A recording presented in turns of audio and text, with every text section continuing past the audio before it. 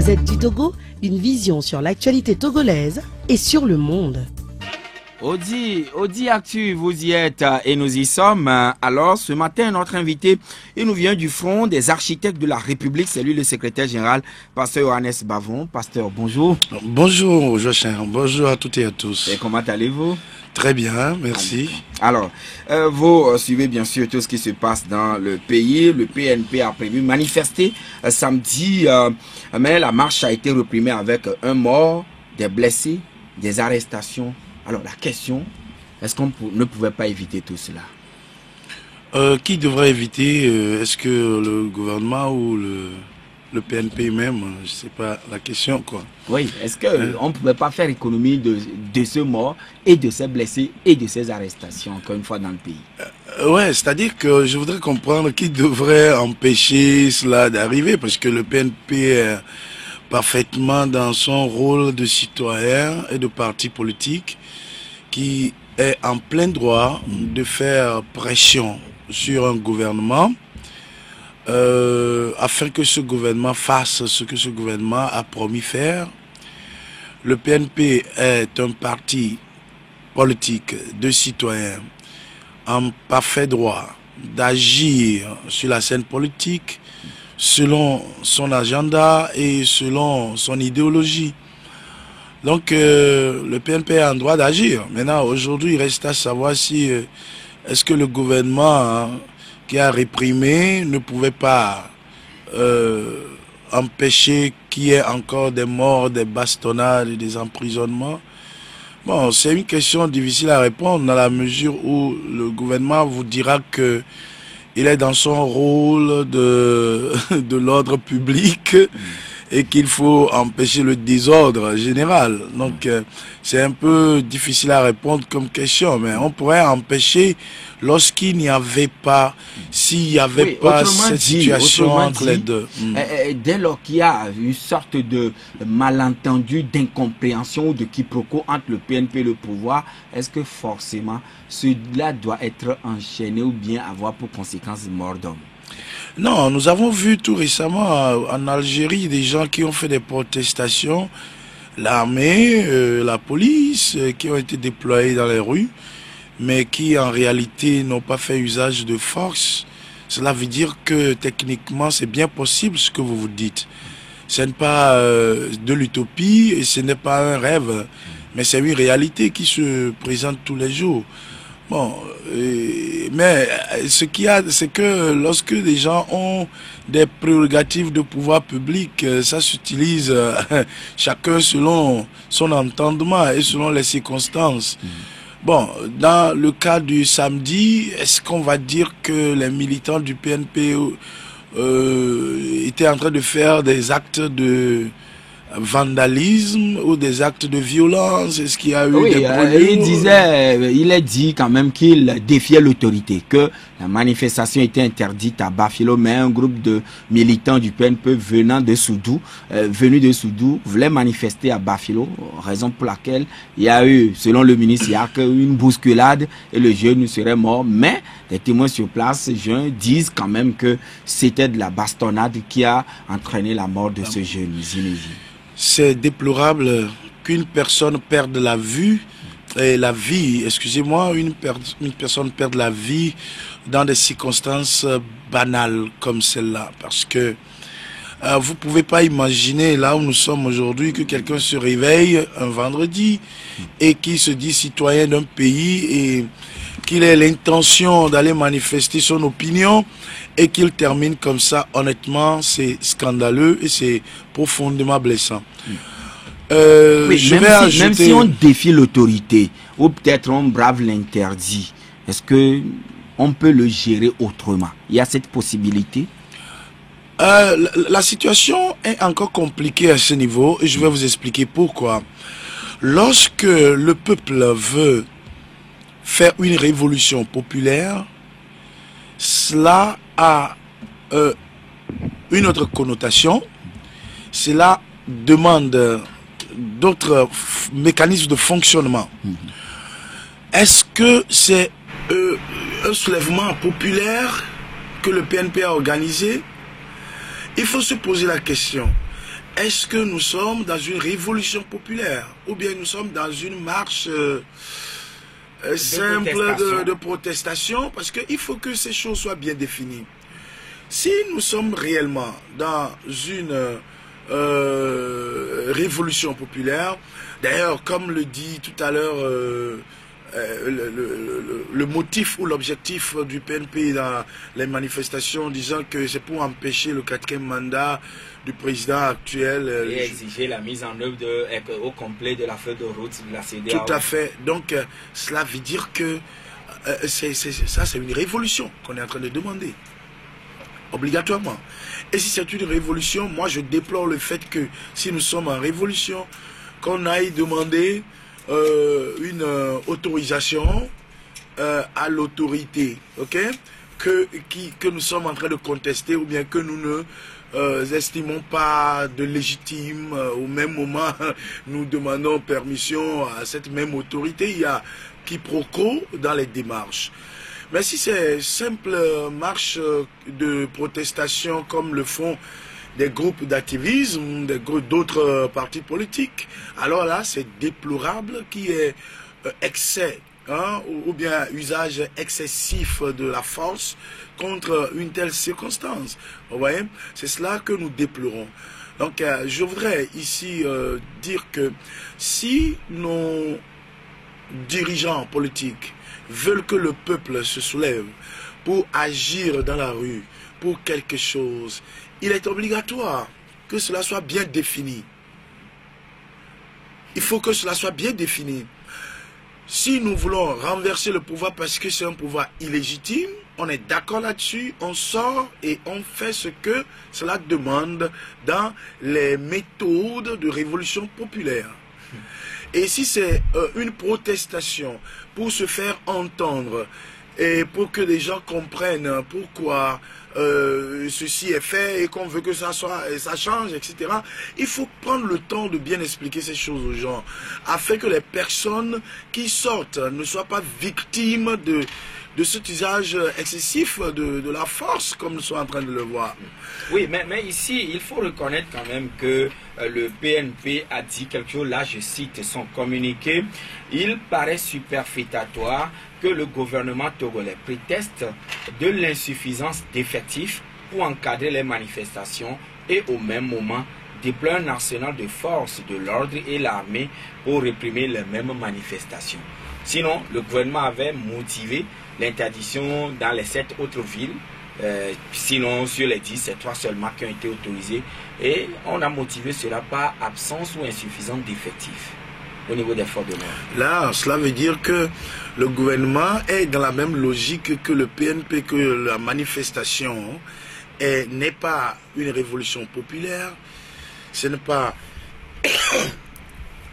un soulèvement pour renverser l'autorité mise en place, mais cela est clair que le gouvernement est d'accord avec le PNP que ce n'est qu'une manifestation de protestation pour faire entendre sa voix. Là, à ce niveau, c'est pourquoi le PNP a d'ailleurs accepté la réduction du nombre de villes dans lesquelles les manifestations pourraient avoir lieu. Mais si c'était une révolution populaire, vous allez savoir que il n'y a même pas besoin de demander une autorisation. On n'a pas besoin de limiter les villes de manifestation. On n'a pas besoin de donner ou d'imposer un itinéraire au groupe qui organise cela. Donc, mais alors si le gouvernement fait cela et que le PNP est d'accord de réduire les villes de 10 à 3, donc cela veut dire qu'il y a une entente entre les deux forces. Là, l'usage de la force publique pour encadrer un tel soulèvement ne doit pas être excessif. Ça ne doit pas être de la violence. Parce qu'il y a eu entente entre les deux forces. Donc, c'est possible que la police municipale ou la gendarmerie... Mais la police, la gendarmerie, bon, moi je ne vois pas dans un tel cas l'usage ou bien le déploiement du militaire dans les rues en ce moment, parce qu'ils ne sont pas en guerre. Là, ce n'est qu'un soulèvement ou bien une protestation. Donc, la présence de militaires de bastonnade jusqu'à trouver comme conclusion la mort d'une personne, un citoyen, c'est déplorable. Ah oui, mais quand même, aujourd'hui, que doit-on faire à présent à pouvoir, comme opposition, je dirais, post-mortem de ce jeune qui constitue encore une perte pour le pays? Il faut le reconnaître. Tout à fait. Qu'est-ce qu'il a lieu de faire maintenant? Maintenant, par rapport à quoi? Par rapport à ces manifestations, dès lors qu'il y a manifestation, il faut toujours s'attendre à un mort. Ouais, le problème ici, c'est que, c'est ce que je disais en amont, qu'il faut que les choses soient clarifiées. Le peuple togolais veut un changement. Le peuple togolais cherche le changement de système et de régime. Alors, dans un tel cas... Mais au même moment, les militants, les soutiens du parti au pouvoir également souhaitent la conservation du pouvoir. C'est ça. Et vous avez parfaitement raison, mais le problème ici, c'est que pour mettre fin à un régime ou à un système, il faut toujours deux moyens. Et soit la révolution populaire, comme nous l'avons vu en Algérie la dernière fois, ou nous l'avons vu au Burkina entre-temps, soit le moyen électoral où il y a des négociations, vous comprenez, diplomatiques pour parvenir à mettre fin à un système. Le problème du gouvernement aujourd'hui, c'est que j'ai l'impression que le gouvernement, à chaque fois qu'on veut parler de manifestation, le gouvernement est tiqué. Les autorités pensent qu'il y a une révolution qui est cachée dans ce que les gens annoncent. Et cela explique leur réaction, je dirais, excessive dans la situation. Donc le gouvernement se sent, on dirait, timoré, totalement méfiant vis-à-vis des manifestations publiques. C'est ça, parce que n'oubliez pas qu'il y a eu déjà un 19 août. Et ça, ce n'était pas une protestation simple de citoyens. C'était un commencement de révolution. Si c'est que les choses n'étaient pas mal gérées, aujourd'hui, on ne parlerait plus de ce pouvoir, de ce régime. Lorsqu'on a commencé le 19 août, là, je vous dis la réalité, si c'est que les mécanismes de révolution ont été appliqués dans les rues, vous verrez qu'après une semaine, 2 semaines, on aurait mis fin à ce gouvernement. Mais pour créer un autre problème, parce que les révolutions, c'est ce que les gens ne comprennent pas. Ils pensent que... Actuellement, la situation au Soudan laisse à désirer. C'est ça, je pense que là, on va créer un autre problème, et ce problème serait, comme vous êtes en train de l'évoquer, celui que le Soudan connaît aujourd'hui, celui que l'Algérie connaît, celui que le Burkina connaît aujourd'hui, ok? Ou celui que le Congo est en train de connaître, le Congo démocratique est en train de connaître. Donc, nous n'avons pas été dans la logique de révolution. La révolution s'est transformée en gigantesque manifestation et puis après s'est estompée en simple protestation dans la rue. Et puis finalement, on se termine dans un dialogue qui nous a sauvés par le gond. Ah oui, alors, pasteur Johannes Bavon, aujourd'hui le développement du Togo préoccupe plus les premières autorités, plus que la cohésion nationale qui doit passer forcément par l'apaisement politique. Mais est-ce que vous partagez ce postulat? Il demande quoi? Il faut véritablement aller au développement, alors qu'avoir les manifestations politiques ici... Le PND vous voulez parler du PND? Oui, le développement, PND aussi l'a pris en compte. Excusez-moi, la réalité ici, c'est que on ne peut pas construire un immeuble sans avoir une fondation solide. La fondation de tout pays pour son développement, c'est la structure politique, les institutions, leur force, leur efficacité dans leur fonctionnement. Ok? Donc je veux parler de la démocratisation des institutions. Tous les projets du président de la République, le PND qui est venu tout récemment et qu'on est en train de bien publier tambour battant, tous les projets qu'on a connus au Togo depuis plusieurs années, pourquoi est-ce que ces projets de développement n'ont pas abouti? Le DSRP1, le DSRP2, en passant par l'ASCAP aussi. Moi, je peux même plus les compter parce qu'ils sont nombreux. Là, le problème ici, c'est que nous n'avons pas un bon fondement institutionnel. Je m'explique. Il y a des institutions qui doivent être mises en place pour le contrôle, la gestion, la surveillance de certains travaux ou bien de certains projets. Ces institutions ne sont pas mises en place. Je vous donne l'exemple de certaines commissions de contrôle d'une juridiction administrative. Beaucoup de choses qui doivent être faites. En dehors de cela, nos institutions fonctionnent seulement dans un sens unilatéral, c'est-à-dire pour garder certaines personnes au pouvoir.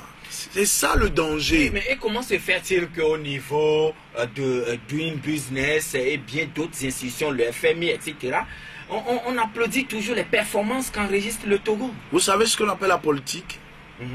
La politique, c'est un marchandage.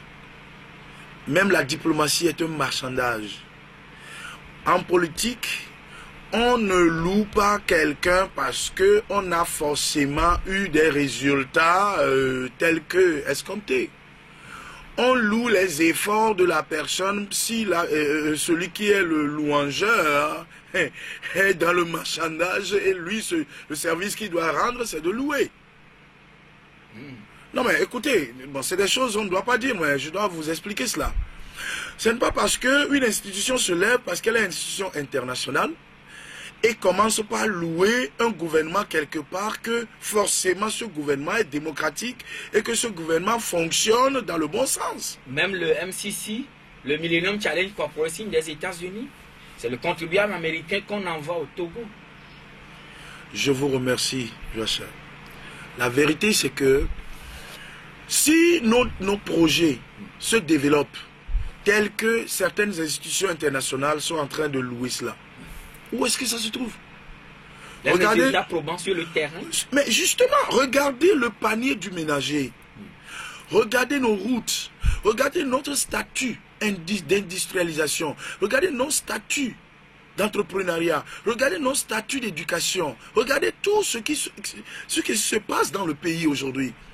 Lorsque nous parlons de développement, comparons-nous un peu à d'autres pays. L'électricité au Togo est un grand succès. Je le dis honnêtement, c'est un grand succès. Par rapport à d'autres pays qui n'ont que 6 heures d'électricité, après il y a encore coupure de 6 heures et après il y a remise de 6 heures. Au Togo, c'est pas comme ça. Lorsque l'électricité vient, elle vient pour toute la journée 24 sur 24 et les coupures sont des coupures exceptionnelles et qui ne durent pas. Le jour ça dure, c'est peut-être 30 minutes, 1 heure et puis cela est remis. Ça, c'est ce qu'on appelle développement. C'est une avancée. Ça, c'est une avancée, c'est un indice de développement. Moi, je ne suis pas ici pour mentir parce que je suis politicien. Moi, je suis ici, je travaille avec les faits. Ça, c'est un indice de développement. Mais laissons cela de côté. Revenons au statut de nos militaires.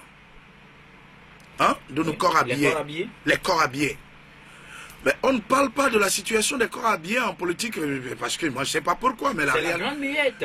Mais pourquoi elle est muette? Si elle est muette, c'est pour que... C'est son statut qu'il lui impose. Elle est muette pour que les politiciens parlent en sa faveur, parce que elle est supposée être la force de la politique.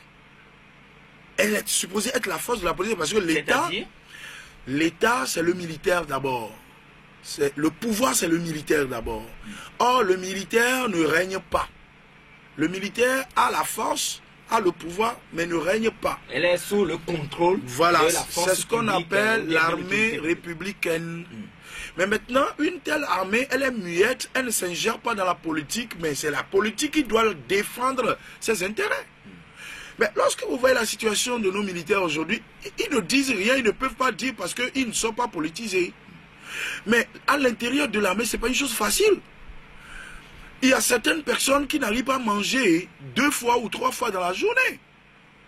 Les enfants criblés de dettes. Criblés de dettes, regardez des treillis qui sont troués par ici et par là. Mais du moins pour ça, c'est un peu amélioré ces derniers temps. Ah ben voilà. Donc vous voyez la situation. Maintenant, laissons cela. Revenons aux élèves et aux étudiants. Monsieur Kokoroko a fait beaucoup d'avancées depuis qu'il est venu en affaires à l'université de Lomé. Honnêtement parlant, c'est un monsieur que j'admire en tant qu'individu selon son bagage. C'est un jeune intellectuel, oui. De Trump, apparemment. Oui, tout à fait. Mais c'est que les initiatives qu'il avait prises, si nous on avait connu ces initiatives-là, beaucoup de personnes n'allaient pas abandonner la fac. Oui. Mais pourquoi perdre tout ce temps juste parce qu'il y a certains individus qui fonctionnent dans le système et qui cherchent leur propre intérêt d'abord avant l'accomplissement du projet qu'on a mis sur la table. Oui, voilà, justement, par rapport à ça, ne voyez-vous pas que peut-être avec l'échec du DSRP1, DSRP2, la SCAP, comme je le disais tout à l'heure, avec le PND maintenant, ne voyez-vous pas que le gouvernement veut arrêter de faire du travail inutile ou bien peigner la Genève comme on dit? C'est ça le problème que le Togo a, c'est ça le problème du Togo. Permettez-moi de vous dire ceci que là où nous sommes maintenant, le président de la République est dans un dilemme. Lequel? Le dilemme de pouvoir préserver ou bien se garder au pouvoir parce que la situation lui est favorable, la situation constitutionnelle lui est favorable depuis 2002, la situation politique actuelle lui est favorable, toutes les situations lui sont favorables et il veut se garder au pouvoir. Voulant se garder au pouvoir, maintenant le problème c'est que il faut qu'il travaille, qu'il agisse pour regagner la confiance du peuple. Cela veut dire que réaliser les projets que nous sommes en train de citer maintenant, et d'autres comme le nouveau venu qui est le PND. Oui. Très bien, c'est ça son problème. Mais à côté de cela, il doit être supporté par des personnes qui sont habituées à un système de corruption et de détournement. À des personnes qui font blocage à l'accomplissement de ces projets. Est-ce qu'il lui serait aisé de combattre ces corrompus qui constituent son entourage? Mon frère, c'est absolument impossible. Si on Mais c'est lui qui détient le pouvoir. Qu'est-ce que vous appelez pouvoir? Le pouvoir, ce n'est pas le fait de porter la couronne. Celui qui, en politique, le pouvoir n'est pas dans les mains de celui qui porte la couronne. Le pouvoir est dans les mains de ceux qui sont à la manette de la chose, ceux qui sont à la manette des affaires, ceux qui décident en coulisses avec vous pour en votre faveur, pour vous garder au pouvoir. Le pouvoir est dans leurs mains. Donc, mais si vous êtes entouré par des supporters, mais qui fonctionnent pour leurs propres intérêts, qui luttent pour leur ventre et qui font obstacle à vos projets, comment est-ce que vous pouvez être au pouvoir et être aimé? C'est ça le problème du président Faure Gnassingbé. Parce que ceux qui le supportent et qui veulent le garder au pouvoir, ils le supportent justement parce qu'ils veulent profiter de ce pouvoir. Mais est-ce que fondamentalement, il rame à compte courant par rapport au projet que le chef de l'État émet ou injecte tout le temps? Non mais c'est très clair, c'est pas moi qui vais le dire, vous avez les indices et vous avez les résultats. Il y a plusieurs projets, c'est vous qui avez le nom des projets tout à l'heure. Est-ce que ces projets ont été accomplis au Togo? Non. Donc cela veut dire que, bon, vous avez appris, c'est vous qui avez encore publié, les journalistes, comment des milliards ont été détournés, comment des millions sont souvent détournés, comment beaucoup de choses... Et vous voyez, c'est ça le problème du Togo. Si nous n'attaquons pas le système, si le président Faure Gnassingbé ne comprend pas que pour arriver à accomplir ses rêves, il est obligé de se joindre à nous pour mettre fin au fonctionnement de l'ancien système-là. Il est obligé de se joindre à vous. Il est obligé de se joindre au peuple. La société civile ou bien au parti politique, je ne suis pas... Je ne suis pas dans la division de dénomination. La société civile, y compris les partis politiques, y compris tout le peuple qui n'est pas enregistré dans un parti politique, je veux parler de nous qui sommes en train de chercher le changement. Peut-être la majorité silencieuse? Pas la majorité silencieuse sous-entendue comme étant soutien d'un camp ou de l'autre. C'est-à-dire ceux qui ne s'intéressent pas du tout à cela, mais qui Non, subissent. ce que je dis, nous, c'est ceux qui veulent le changement. Ah d'accord. Donc, vous voyez, le président Faure doit savoir que c'est nous qui allons l'aider. Parce que s'il veut réellement, s'il venait encore au pouvoir en 2020, à Dieu ne plaise, et ça ne devra pas avoir lieu. Mais s'il venait au pouvoir en 2020, je suis en train de parler en théorie, mais il va encore essuyer des échecs dans ces projets comme il ne l'avait jamais essuyé. Parce que, le peuple s'est soulevé le 19 août, il y a eu de grandes manifestations. Là, ceux qui sont à la manette du pouvoir, ils ont compris que, il y a un peuple qui veut de changement, que le peuple est déterminé. Mais s'ils reviennent encore au pouvoir aujourd'hui, vous savez ce qu'ils vont faire? Étant réveillés, ayant vu la colère du peuple, c'est maintenant qu'ils vont préparer leur départ précipité au cas où. Donc, à cause de cette situation, les détournements seront encore plus colossaux qu'avant. Et que faire alors face à cela? Puisque les manifestants expriment leur ras-le-bol déjà, et le gouvernement en est conscient, le peuple éveillé, comme vous venez de le dire. Alors, que faut-il faire pour sortir de l'ornière? Il faut arrêter le système. Il faut mettre fin au fonctionnement de ce régime. La façon dont le régime fonctionne est notre ennemi. Ceux qui sont dans le régime ne sont pas nos ennemis. La manière dont le système fonctionne, c'est ça qui est l'ennemi de tous les Togolais. Il n'y a pas de déception d'ethnie ou bien de tribu. Ça ne permet pas le développement. Figurez-vous aujourd'hui, lorsque les gens parlent, ou bien les gens veulent avoir des excuses, des argumentations plutôt, contre le président de la République, qu'est-ce qu'ils disent?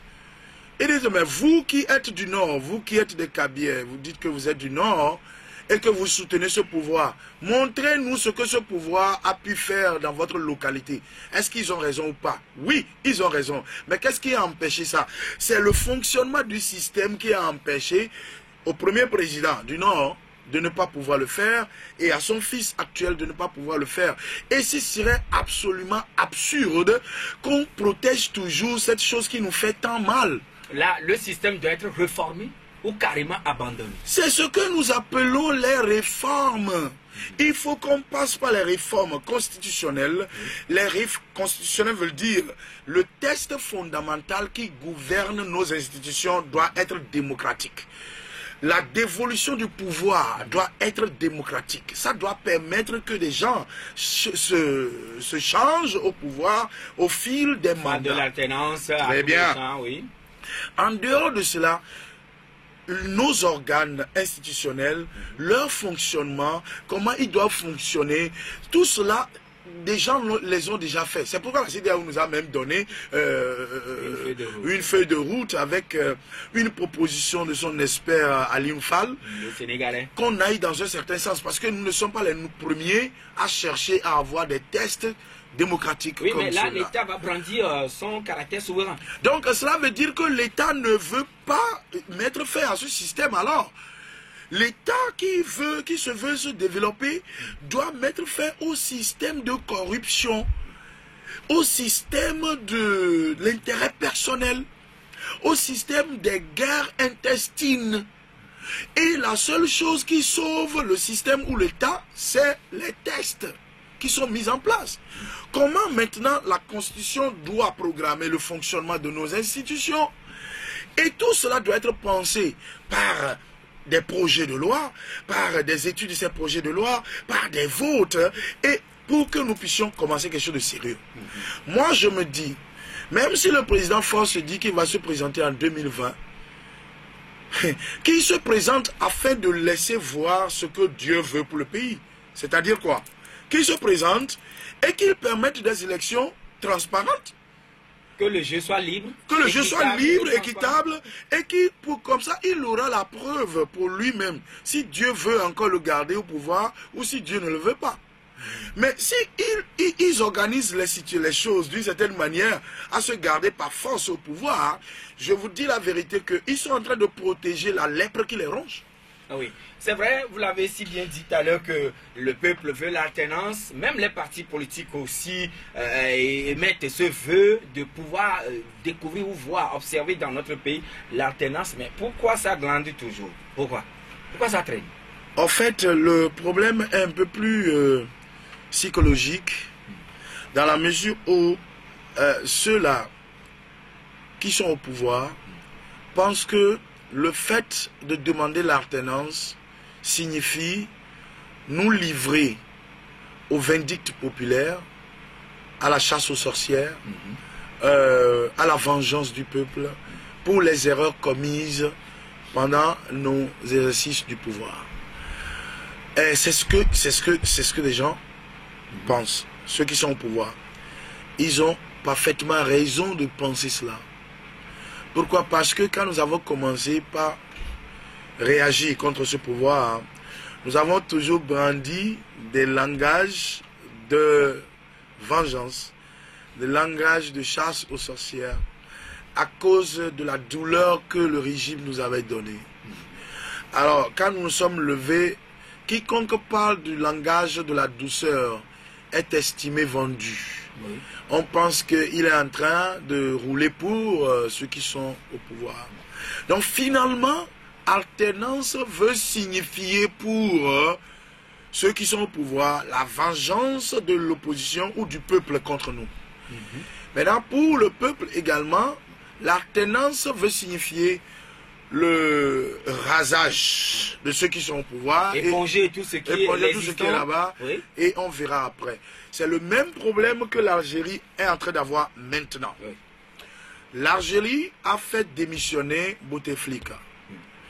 Maintenant, l'Algérie ne veut plus entendre ou sentir qui que ce soit qui ait une fois travaillé avec ce régime de Bouteflika.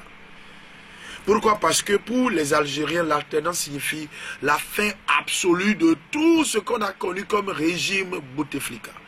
Durant les 20 dernières années. On veut une deuxième république. Est-ce que, objectivement, est-ce que cela est possible?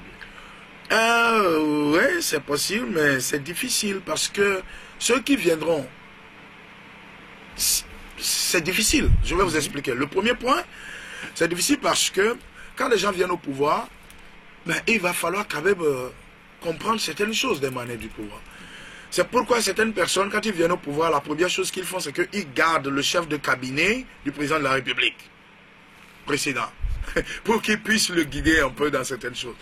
Donc, il n'y a pas d'alternance absolue qui fait tabula rasa de ceux qui avaient exercé le pouvoir. D'ailleurs, dans l'administration, il doit exister quand même les collaborateurs du système précédent et qui doivent aussi montrer les rouages. Ouais. Au nouveau venu, forcément. Bon, l'administration en politique, on dit que l'administration est impartiale, apolitique. Pour que, mais en Afrique, est-ce qu'elle lève réellement? C'est difficile à dire. Pour que l'État puisse fonctionner sans arrêt. Mais là où ils sont arrivés en Algérie aujourd'hui, c'est que ils ont l'intention que si on a encore un élément de l'ancien régime, alors le système sera encore pourri. Or, ce ne sont pas les hommes qui forment le système. C'est leur manière, c'est-à-dire les règles par lesquelles ils fonctionnent.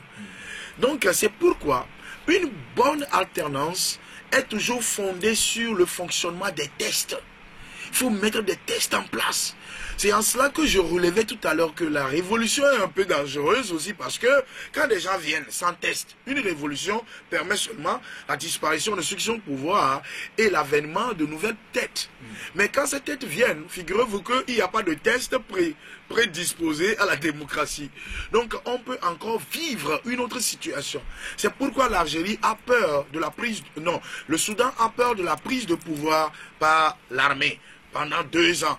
Quand ils vont goûter au système, ils ne vont pas vouloir repartir. Ils vont prendre goût. Voilà. Donc, c'est pourquoi la bonne alternance consiste à mettre en place des réformes. Les réformes constitutionnelles, institutionnelles, dans le fonctionnement des organes et tout cela. Comme ça, quiconque viendrait au pouvoir un jour, même s'il est un chimpanzé, le pays fonctionnerait démocratiquement sans difficulté.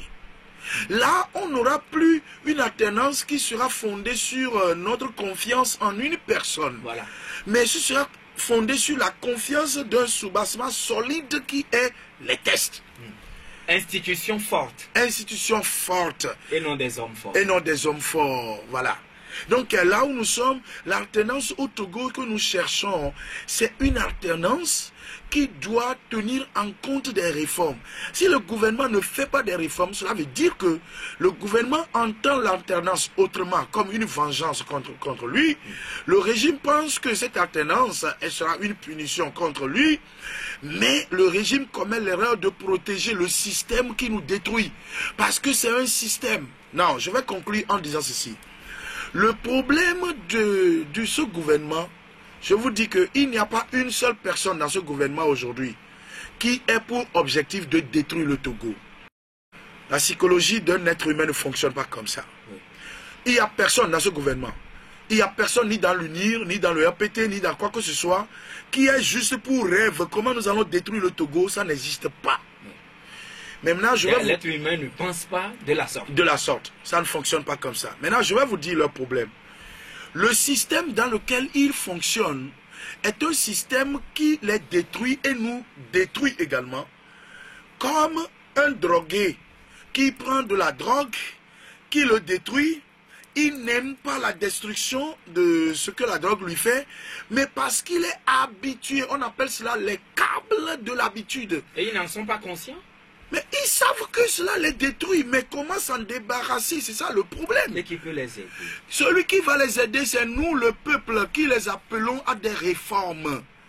Et voilà, l'Assemblée nationale a annoncé les couleurs donc des réformes qui sera faites, bien sûr, les réformes qui seront faites dans cette institution. Vous y croyez? Eh ben, moi, je ne suis pas de leur bord. Pourquoi en eux, je ne suis pas de leur bord et on attend voir, parce que c'est comme ça que les promesses ont toujours été faites, mais qui ont toujours été biaisées. Donc nous espérons aujourd'hui que le gouvernement doit comprendre qu'il a en face de lui un peuple qui a soif d'alternance, un peuple qui a soif de réforme. Alors s'il refuse de le faire, donc... et voilà, vous parlez du peuple. Entre-temps, le peuple était resté soudé derrière la coalition, mais aujourd'hui la coalition a volé en éclats. Quelle réaction cela suscite en vous? Ouais, cela suscite un grand scandale, une grande blessure, parce que vous êtes ici comme témoin. Nous avons tous soutenu la C14, nous avons soutenu le dialogue, nous avons fait nos propositions en tant que jeune mouvement. On a fait tout ce qu'on pouvait faire. Mais on ne s'attendait pas à cet éclatement. On ne l'a pas souhaité en tout cas. Mais quand cela est arrivé aujourd'hui, permettez-moi de vous dire que cela ne nous a pas enlevé aucunement notre engagement pour le but pour lequel nous avons combattu jusque maintenant. Le but reste ferme et nos déterminations également fermes. Également ferme, mais quand même en attendant que l'alternance que vous souhaitez tant ne vienne ou ne prenne corps dans le pays, il faut quand même penser au vécu quotidien, ou disons à la vie quotidienne des citoyens, et ça doit passer aussi nécessairement par le développement, ce qui va renverser ou inverser carrément la courbe de chômage. Mais le chef de l'État y a pensé, ou disons le gouvernement y a pensé, en lançant le PND, Plan National de Développement, c'était le 4 mars dernier. Alors, comment est-ce que les chrétiens ou les confessions religieuses doivent accompagner ce plan selon vous? Mais on marque la pause. Nous retournons donc en studio, madame, monsieur, avec notre invité, pasteur Johannes Bavon, qui nous vient du Front des architectes de la République. Alors, je vous posais la question, savoir, en attendant que cet dandinement politique ne puisse s'apaiser, se stabiliser dans le pays, au moins il faut penser à la vie quotidienne, à la vie de tous les jours, à la survie des populations. Oui. Et donc le gouvernement y a réfléchi, et voilà, le chef de l'État a lancé le 4 mars dernier le PND, le Plan National de Développement. Alors, première question, qu'est-ce que cela vous dit, le PND? Merci. Ouais. Le PND, en général, c'est un grand programme et un très bon programme. Figurez-vous que ce n'est pas le Togo qui a été le premier à l'avoir initié.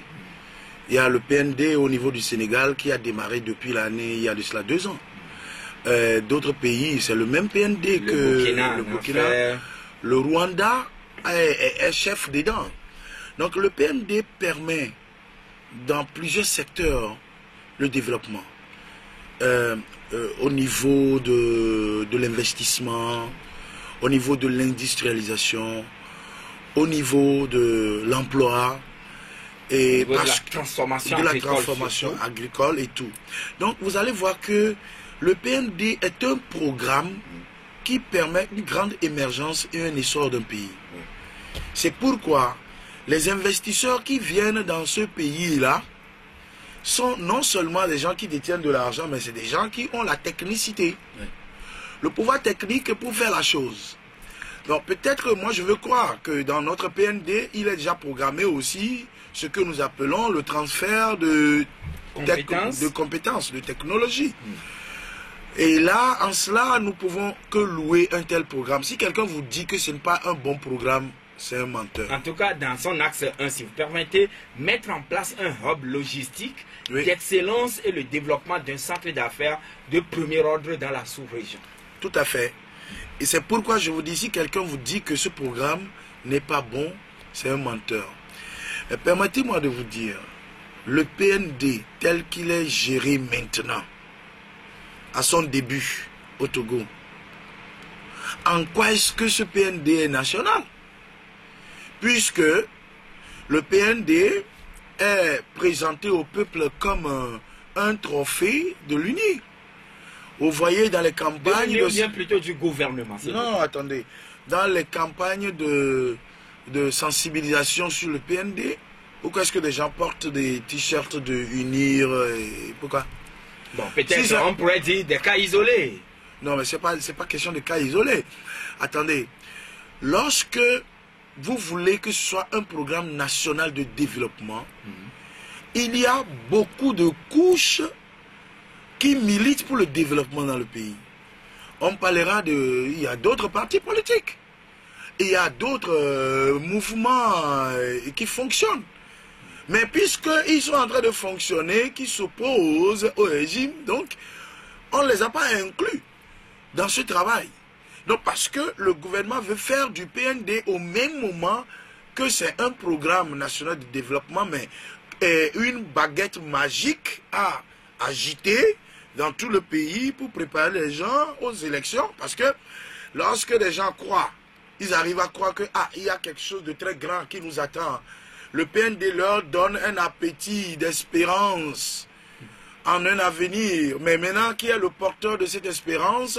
C'est le régime en place. Donc, selon vous, pasteur Johannes, on aurait pu impliquer l'opposition, la classe politique de l'opposition, mais bien sûr, c'est pourquoi dans la conception de ce plan? Mais écoutez, c'est pourquoi on l'a appelé programme national. Ce n'est pas programme partisan de l'UNI. C'est un programme national de développement. Est-ce que l'opposition pourrait toutefois ou bien pouvait accepter? Ben, l'opposition devra accepter. Moi, je serai à la place du gouvernement que je tendrai la main à l'opposition ou à d'autres groupements dans le même sens avec la technicité.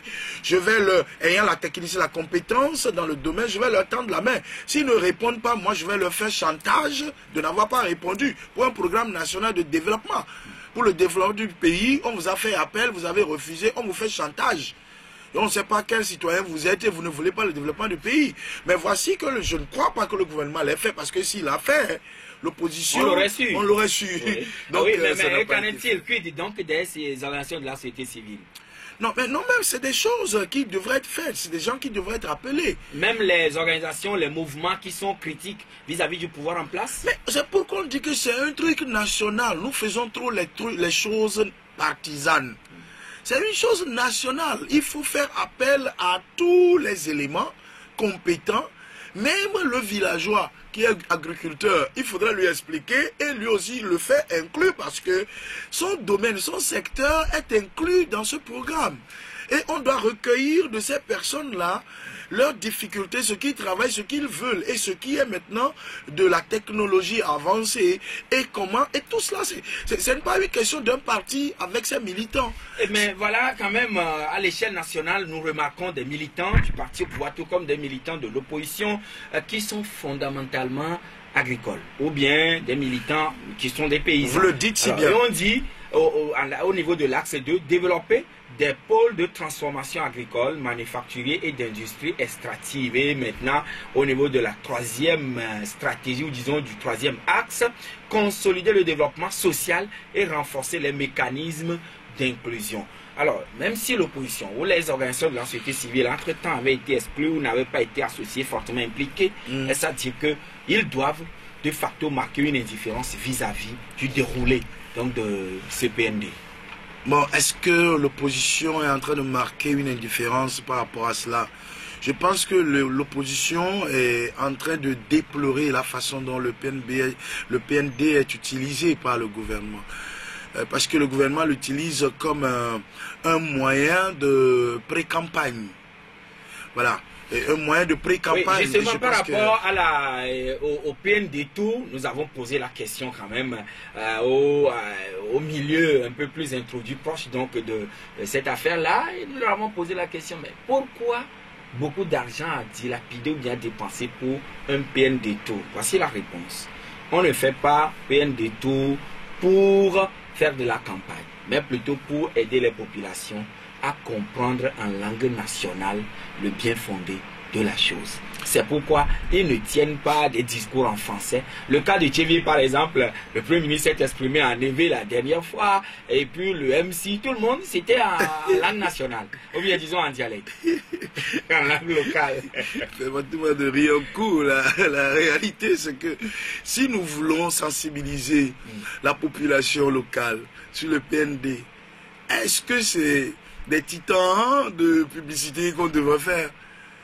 Il suffit tout simplement Et ils disent préparer les populations à l'arrivée donc du chef de l'État et de tous ceux qui sont les porteurs du PND. Pour le PND. Oui. Alors moi je pense que le président doit se reposer un peu, s'asseoir avec cette histoire de PND. Il doit se reposer un peu et laisser les gens faire le travail là. Parce que le PND, moi d'ailleurs quand j'ai vu tout dernièrement le président sortir pour chercher des financements pour les PND. Mobiliser les bailleurs, les opérateurs économiques. Et tout. C'est un bon travail. Ça, c'est le PND Tour à l'international. À l'international. Oui. Et pourquoi on n'a pas fait des campagnes là-bas avant qu'il ne rencontre les personnes? Le problème, c'est qu'on utilise le PND comme un moyen de pré-campagne. Et ça, on ne peut pas leur refuser ça. Chacun a sa stratégie et on ne peut pas leur refuser ça. Mais je pense que c'est ce moyen utilisé qui rend l'opposition carrément indifférente à l'égard de ce programme. Et ça, c'est ce qu'on peut en dire. Mais parce qu'il y a plusieurs formes de sensibilisation qu'on pourra faire. Et sans faire tout ce tambour et bruit autour du programme là. Mais quand même, à la fin des fins, s'il faut le dire, si j'emploie l'expression de quelqu'un, c'est pour créer 500 000 emplois. Monsieur Humbo dira 750 000 emplois au Togo. Au bout des 5 ans. Ouais, c'est ça, c'est très bien pour les chômages et tout, mais la réalité c'est que c'est pour faire comprendre au peuple togolais que vous avez besoin de nous à la manette. Et c'est nous que vous devez choisir si vous voulez vraiment vivre et jouir de ce programme national de développement. Donc c'est en cela qu'il y a double idée qui accompagne cet objectif de programme national. Alors pasteur Johannes Bavon, vous êtes déjà prêt pour les locales? Non, on n'y va pas. J'ai répondu à cette question plusieurs fois. Hein. On ne va pas au local parce que... Mais vous êtes déjà pressenti par certaines officines pour être candidat à l'élection présidentielle 2020. Pressenti? Oui. Par qui? Est-ce que prophétiquement, vous n'êtes pas déjà pressenti être candidat?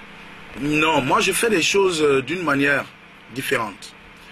Lorsque je veux faire quelque chose, personne ne me dit que Dieu lui a dit de me dire de faire quoi que ce soit. Je fonctionne comme ça. Personne ne me dit qu'il a eu la vision pour moi que j'ai fait ceci. Non, je ne fonctionne pas comme ça. Il n'y a pas de prophétie qu'on me dit que voilà, la prophétie te dit de faire ceci. Je ne fonctionne pas comme ça. S'il y a quelque chose que je dois faire, je ne suis pas sourd, je ne suis pas mort. Dieu qui donne la prophétie aux gens, il doit me voir et me le donner clairement. À vous-même? À moi-même. Pas par personne interposée? Tout ce que je ne reçois rien d'une personne interposée. Tout ce que je fais dans ma vie, même si 1000 personnes viennent me prophétiser cela, il faut absolument que moi-même j'ai ma propre vision ou prophétie pour ça. Si je n'ai pas ma vision pour ça, 1000 personnes peuvent me prophétiser ça, je n'agis pas.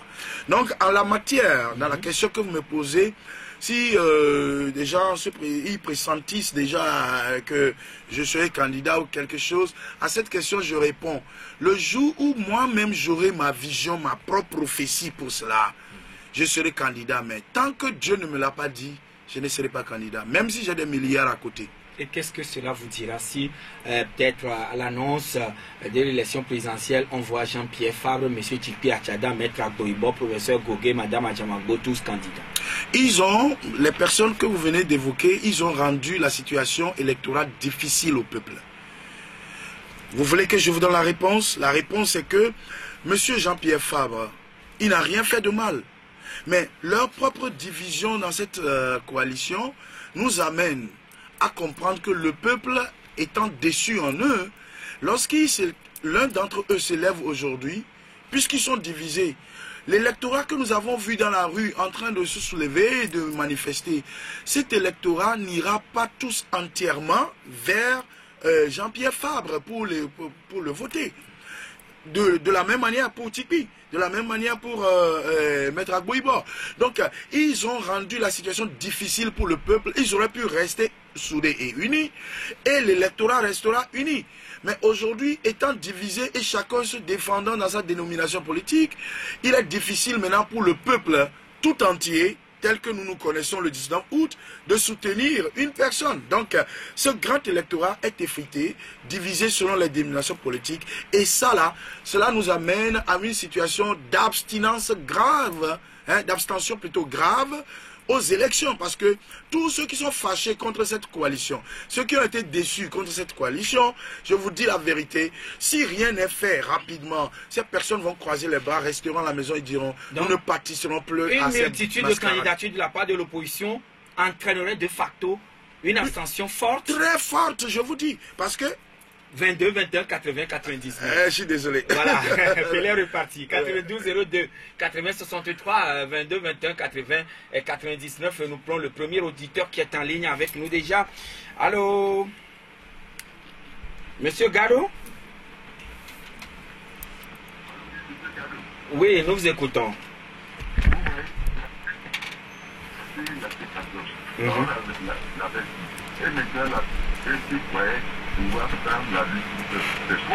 Là,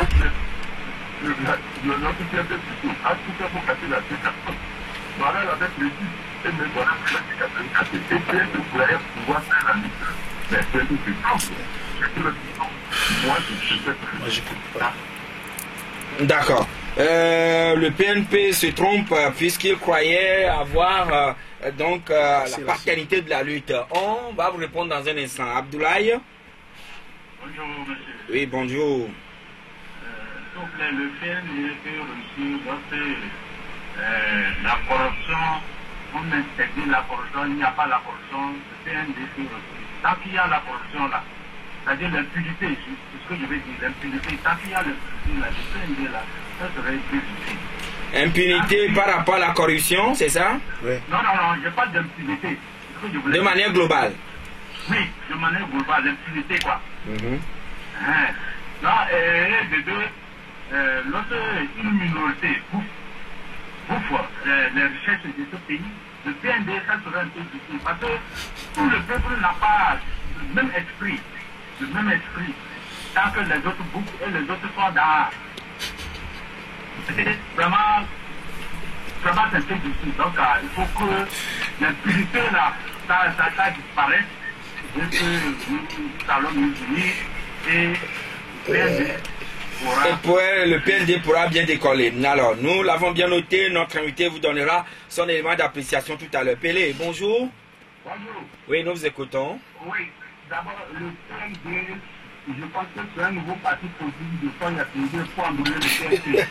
Non, s'il vous plaît, le PND n'a jamais été dit que c'est un parti politique. C'est pour faire cette campagne avec ça. Bon, là, la question que je vais poser à votre invité, est-ce que depuis l'assassinat de Sylvain Soliki, la France a donné quelque chose à la famille Nyapende et elle n'a pas encore prêt de la récupérer? Quelle est la réaction? Non, j'ai pas très bien saisi le fond. Vous avez dit... La France a remis quelque chose à la famille Nyapende et la France n'est pas encore prête de la récupérer. D'accord, bien noté. On vous répondra. Monsieur Komlanvi? Oui, bonjour. Bonjour, monsieur Komlanvi. Bonjour. Je voulais savoir, ces derniers moments, où après mars, nous avons constaté que le membre de l'opposition de 14, ils sont le PMP, la présidente, il a échoué, il a réussi. Je veux savoir, ils nous ont dit que c'est le groupe qui l'a dit. Aujourd'hui, le groupe les a demandé de se diviser et aujourd'hui, l'autre président se désolariser. Après, qu'est-ce que ça va venir de cette partie politique? Pourra-t-il être unis pour un candidat unique pour la présidence qui arrive? D'accord. Voilà, certains partis s'éclataient du fait que la marche du PNP samedi n'a pas pris, disons la mayonnaise n'a pas pris, et donc, est-ce, au regard de tout ça, ils pourraient un jour se retrouver encore ensemble? Est-ce qu'il reste à savoir si ce que affirme l'auditeur est vérifié, hein? Parce que moi je ne pense pas qu'un parti politique de l'opposition se réjouirait ouvertement ou expressément de cet échec de la marche du samedi.